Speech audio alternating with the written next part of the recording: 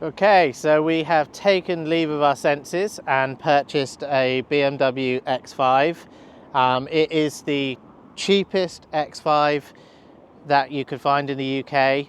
We've had it about a week or so. Basically, it's the cheapest BMW X5 F15, so the sort of model after the E70. It's not the latest model, it's the model before that.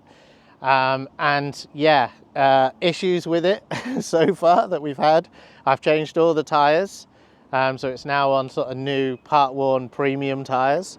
I have a problem with the fuel, so you can't, basically when you go to pump, it doesn't like really properly pump.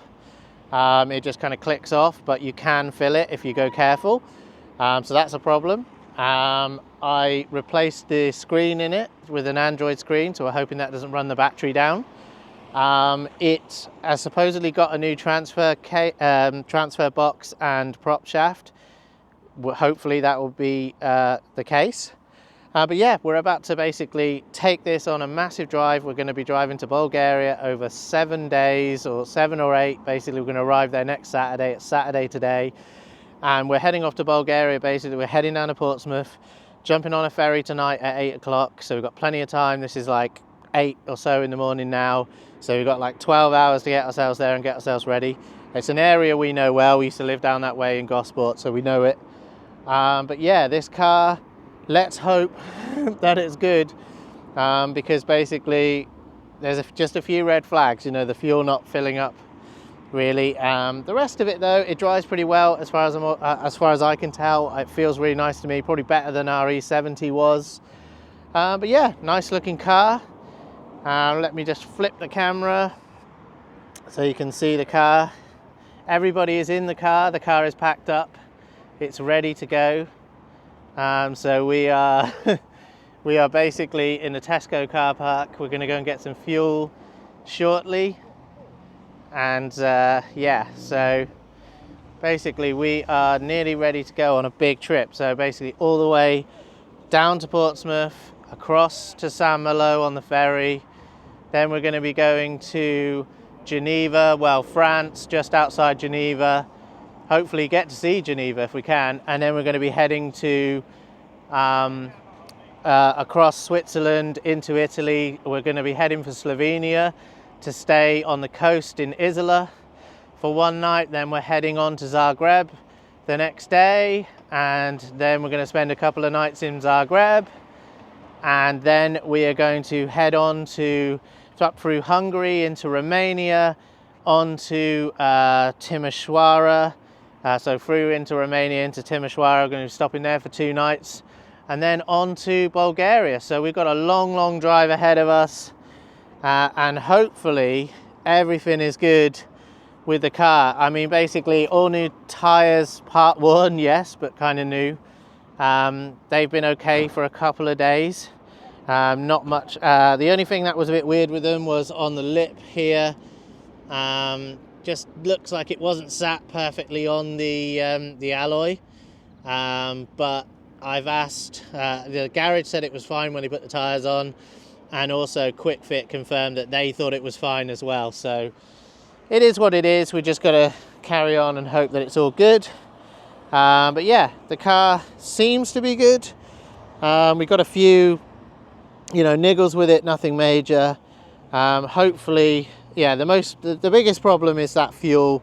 Basically, that keeps clicking off. So yeah, so that makes it hard to fuel, so you've got to kind of apply a very little bit of pressure. Anyway, I'm sure we'll be showing you that on the route. But yeah, basically we're now going to be setting off. We're driving down to Portsmouth, so we're going to be heading off. We've packed up the car, everybody's in the car and raring to go. Yeah, so we're going to head on.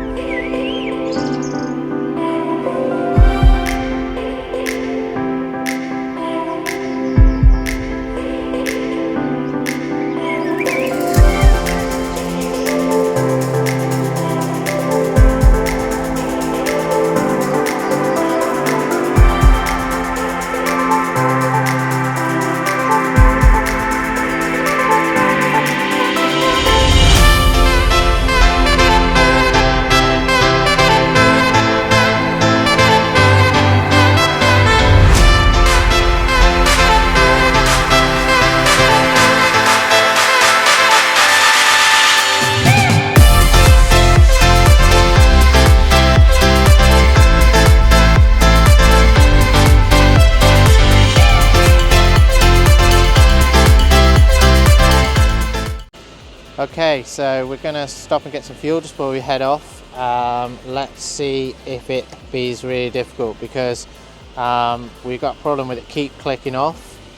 So if I just show you the pump, so the idea is we've got to be really gentle with this. Just basically it just clicks off straight away.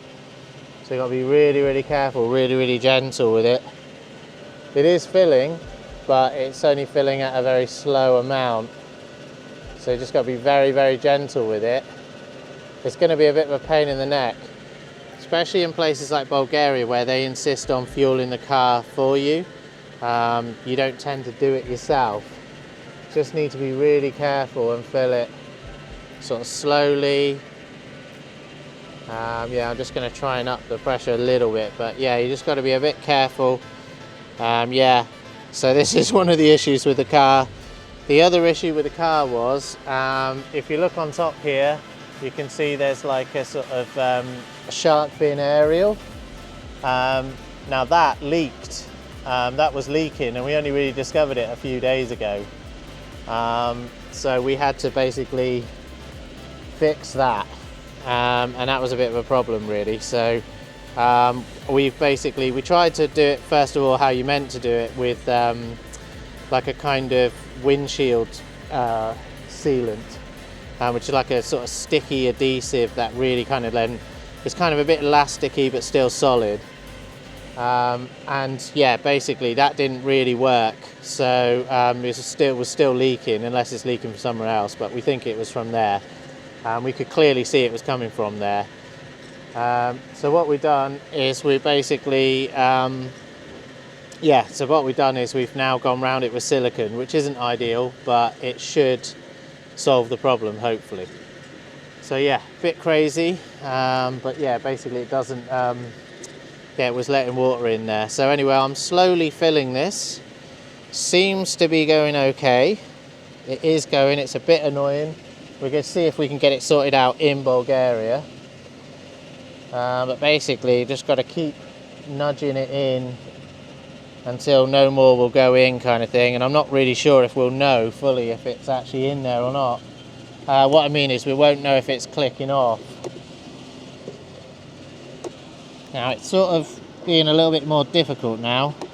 I need to be careful not to spray it out. I think we need more than that, because we were sort of just over between half and 3/4 of a tank, so I think you've probably got to put quite a bit in here actually. Luckily, because it's a diesel, we won't be filling it up constantly, but you know, if it was LPG or something crazy, we'd be constantly having a problem. But yeah, it is a pain, I'm not gonna lie to you, but it is going in. But I'm gonna have to learn the knack for it really, because I've only really filled this up once, and we went round and filled up 3 times in different garages and eventually got it fully full. But I've got to learn how to do it in one. So yeah, this is going to be the big concern on this trip, is how easy it is to fuel. And I just need to be careful that I don't spray it out at me, because if it gets in your eyes, it could be quite a bad thing. So hopefully we're gonna be all right, and hopefully we're going to be able to fill this car up. But it does need looking at, but we just didn't have time, and there wasn't anybody available to fix it before we go. But we are managing to fill, so this is probably the best I've ever done, and this is the first time I've done it, and I'm doing it on camera, as in the first time I've got it this good. I've only done it a few times before this and didn't do very well, so yeah, I'm surprised that I'm doing okay here. Yeah, it just keeps clicking off. Right, now it's really clicking off, and I think, I don't know. Right, well anyway, I think that's the best I can do for now. I've put in nearly 50 quid's worth of fuel. It's still sort of pouring out a little bit there, as you can see. Now I'm hoping that that is good. Yeah, I'm just sort of getting the trickles out. Right, and when we get in the car, we'll be able to see if we fully filled this, but I'm gonna have to go into the shop and get it all paid for. that hopefully we have managed to fill that. Right, hopefully we've managed to fill that up, so let's get it closed back up. Let's get in and actually pay for it. Annoyingly, the fuel is sort of like 155.9 here, but it's the closest place, and we probably could have got it a bit cheaper, but we were already at the Tesco. So anyway, I'm going to go and pay for that, and then we'll check the fuel gauge out. Okay, success. It looks like I've managed to fill it full, so we are set for the trip now, and it looks like I can sort of get a knack on trying to fill it up. So yeah, all looking good. This is our Android screen. It can do CarPlay and stuff, so pretty cool. Got my phone all set up with charging. I've wired that into the glove box. Yeah, not a bad looking car. So yeah, we're on our way. Everybody back there, Emily, you good? I'm good. Chloe, you good?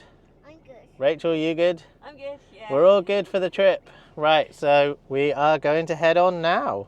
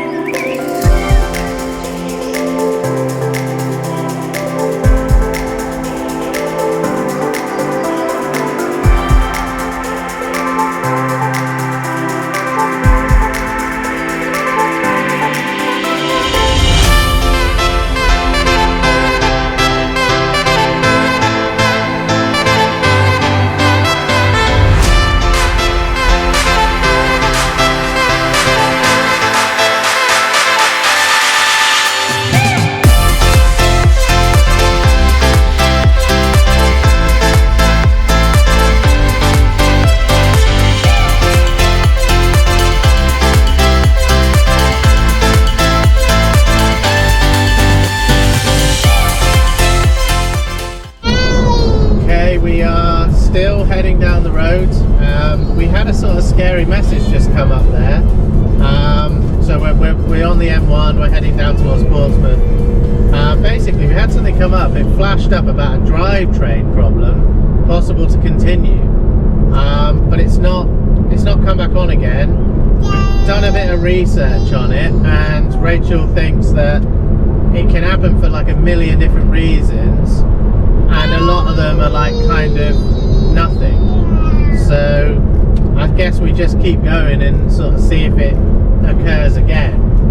And the only thing I thought was that the car wasn't, we were going a bit up a hill, and it was sort of like struggling a bit more up the hill than I thought it might do. But then maybe that's just me, and I'm not sure whether I'm right about that or not. So I think we're going to continue for the minute.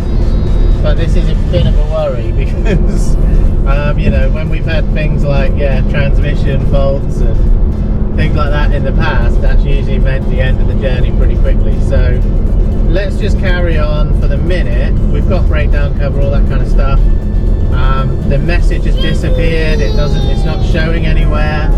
So we don't know why, but maybe it's just the sheer weight in the car, which obviously is kind of a temporary situation. We're not going to be this weighed down when we get to where we're going, but we do have to drive for 7 days, and maybe there's going to be some sort of you know, hillier parts. So yeah, it's a bit of a worry, but we don't know enough about the Chloe's going crazy, enjoying herself, saying bye for, yeah, bye to the car. Oh, touch bad wood dashboard, or I don't know what this is, if it's real wood or not. Let's touch the sort of wood veneer dashboard and hope that everything is good. It's just a kind of band across that's like water or something. Yeah, I'm a bit nervous now because everything was kind of going really well. Temperatures all set, fuel was easy to fill up compared to what it normally is. I got a knack for it. But no, we're a bit nervous now, so yeah, let's hope that it's nothing serious. Maybe it just was slipping for a second. I don't know. I mean, my feeling is, have they done the prop shaft? Have they done the transfer box like they said? Obviously we got this car really cheap, rock bottom price, 7,800 quid we paid. So there is a risk that this car has some gremlins that we're not aware of, and like I said before, whenever we bought something right at the bottom of the market, you know, in a kind of private sale, it's tended to go wrong. So let's hope that we haven't messed up this time. And anyway, yeah, we're going to crack on and see if it occurs again.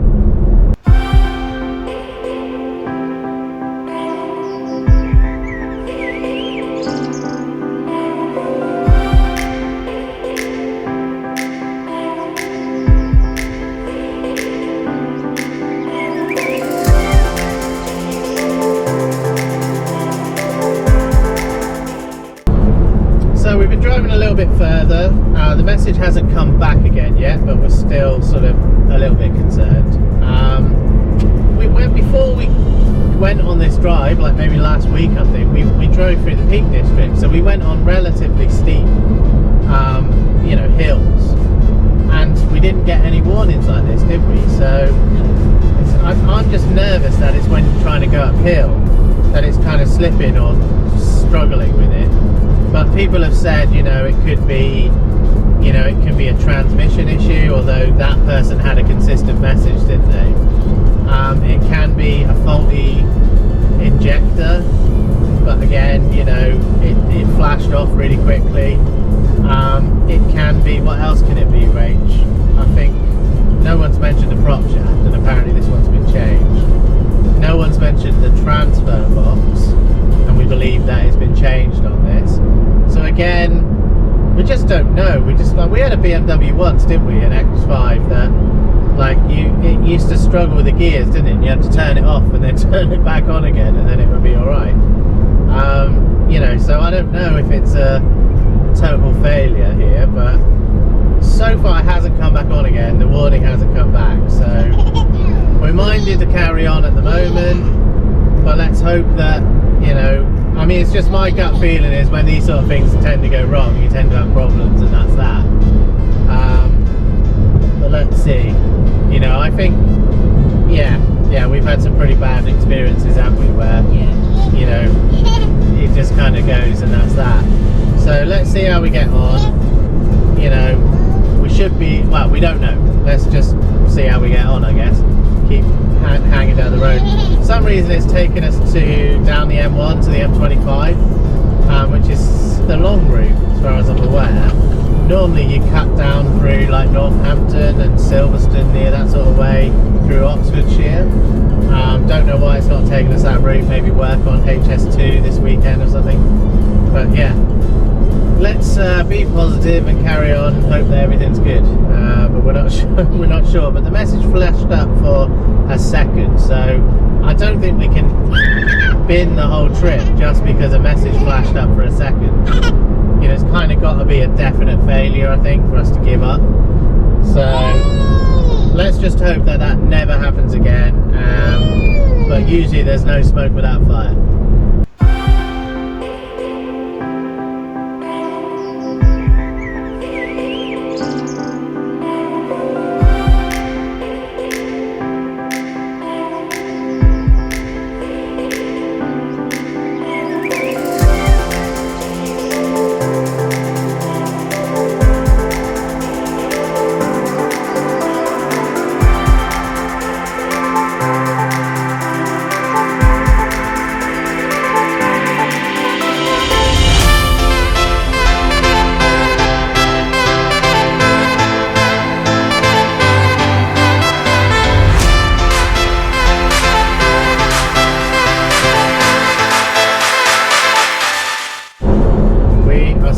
Motoring along at the moment, touch dashboard wood. Yeah, so we're about to turn off towards Northampton because now it's sort of suggesting that's probably the better route. Don't know what was going on earlier. I kind of thought it'd be HS2 works or something, but no, we haven't had that message come back again. We're going down to a friend's house first anyway, so we're going to stop in there and probably have a think about what it is, or see if we can see it. But it wasn't a red warning, it was an amber warning, you can continue. So I don't think we have to panic and kind of give up, but let's just crack on. But yeah, we're going to be turning off in a few miles. What's the road we're going on to, Rach? I don't know. I think it's like the A45. Is it? A43, yeah. So we're going past Silverstone, you know, that sort of, you know, the Formula 1 track. So we're going off that way, and we're going down through Oxfordshire past where Jeremy Clarkson and his farm is. So I think we're going down that way. So it should be a nice little diversion from just being on a motorway. I mean, it is big roads, but yeah, I mean, we're still worried about it, but you know, it wasn't a red warning, and it doesn't seem to be doing it now. It has not come back at all. I tried sort of putting a bit more pressure on the accelerator to see if I could get it to do it again, because I think that's when it did it, and it hasn't happened. But I am worried about hills, so ideally we'd have a really tall hill somewhere that we could have to get up. I don't know if there's any on the route really. But anyway, we are heading off now on the A43, and we will be carrying on basically. Hopefully it's all good, and Chloe's going mad. She's in good spirits. She won't be when we're on the back of an AA van, but hopefully we won't. Anyway, so we're on our way still, and yeah, but we're a bit nervous. But that's what happens when you buy a car for like the cheapest price in the UK for one of these, basically. So this is the bottom dollar price. I mean, it's not the most flashy model, so that might explain that as well. Because obviously there's cloth seats, it's not leather seats, it's not got like navigation built in or anything. It's just got normal iDrive with a radio.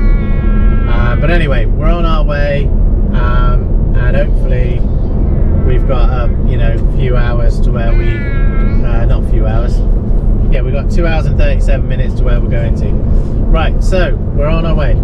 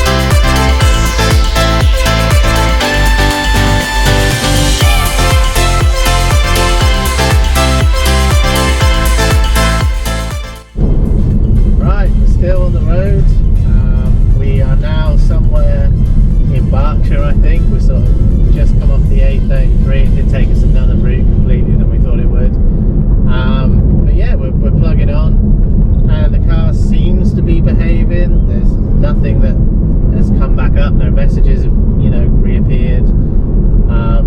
And it's, yeah, it's, you know, this car drives pretty well. The engine sounds good to me. It just sounds better than the one we had, you know, the E70 that we had years ago that we started the channel with. It just, yeah, it kind of feels right, you know, everything's behaving as it should. So it's a nice drive, it's comfortable.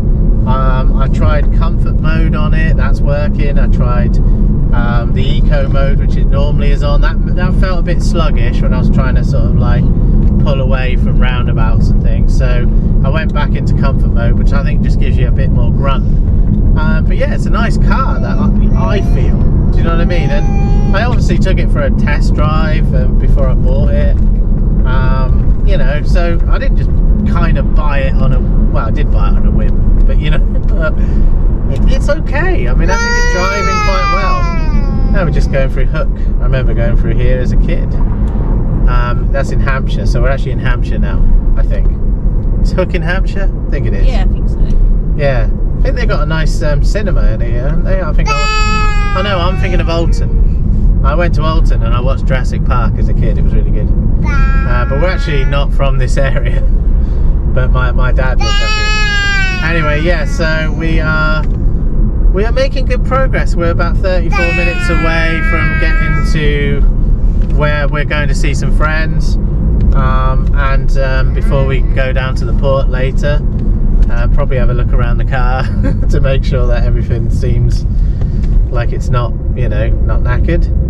But it is driving well. I mean, there's no, you know, I mean, we're loaded down with weight. You know, we've got tons and tons of stuff in the back of the car, so it's not like there wouldn't be some, you know, effects of that.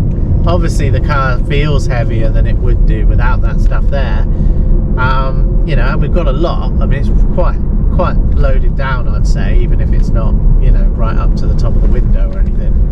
You know, we try to be careful, but you know, we always end up needing a lot because we're going for, you know, we're probably going to be away for a few months. So yeah, it's perplexing that error just really flashed up and went again. Drivetrain, what was it again? Drivetrain, I don't know, something. It was like it just said something about the drivetrain, and it said normal, you know, possible to continue or something like that. But it was so quick, and I couldn't see it in the control messages afterwards. So, you know, I couldn't, you know, it's gone again. So, no idea what that was, but yeah, we're going on, no problem.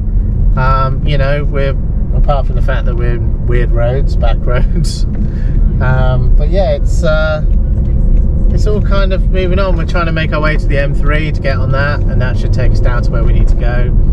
But yeah, I mean, this car drives well as far as I can tell, and you know, the engine sounds good to me, and we've had BMWs, so, and you kind of know when an engine just sounds bad, but this sounds good. I'd say we've used, from leaving Doncaster to about here, we've used probably the fuel that we put in the car, so I don't know if it's drinking the fuel a bit, but it is a 3-litre twin turbo engine, so that probably would help. So yeah, I mean, it's probably about right, you know, probably used just over a quarter of a tank.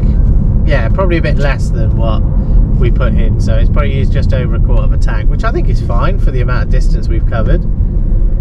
Yeah, right, so we're cracking on and everything seems good at the moment.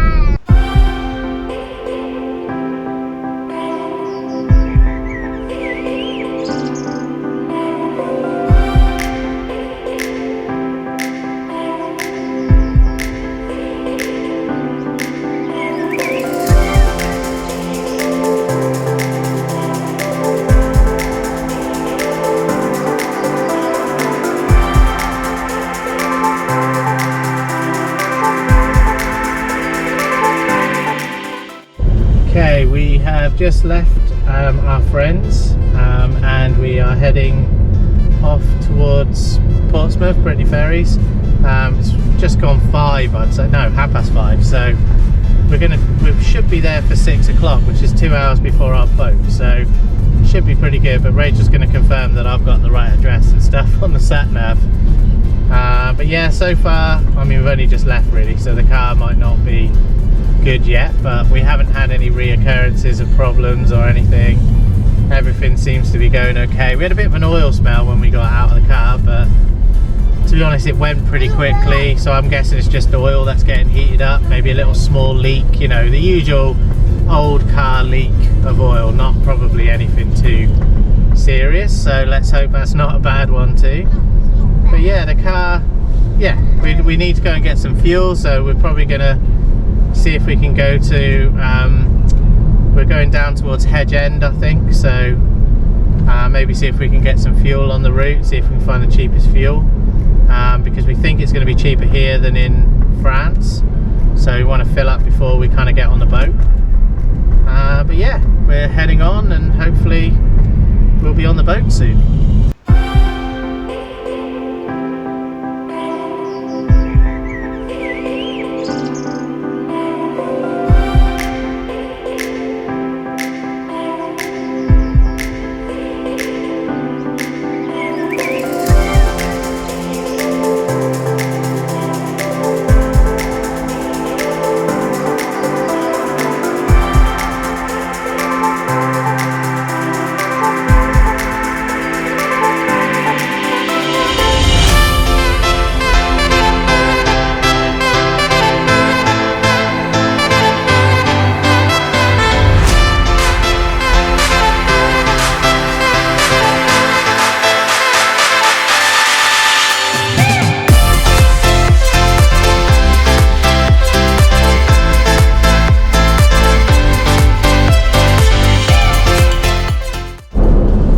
Looks like we missed the turning for Hedge End. I didn't see we were gonna look, you know, and stop there for fuel, but we're now sort of like just past like kind of Fareham or near Fareham, so we're heading towards Portsmouth, and I guess we're just more worried about time, and you know, so if we see a garage that's a good price, we'll probably stop.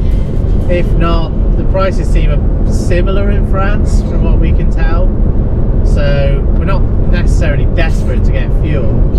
I just think I would have liked to have filled up like somewhere where if I've got fiddling around with a pump, I'm kind of in England and people will know, you know, I can explain myself and all that kind of stuff.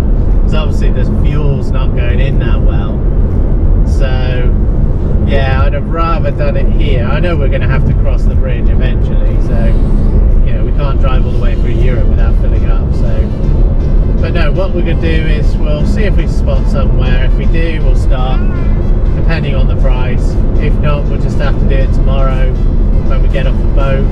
And you know, I think I'm getting a knack to how to fill it, so yeah, see how we get on. But yeah, we're heading on, and hopefully we're not that far away from the port now.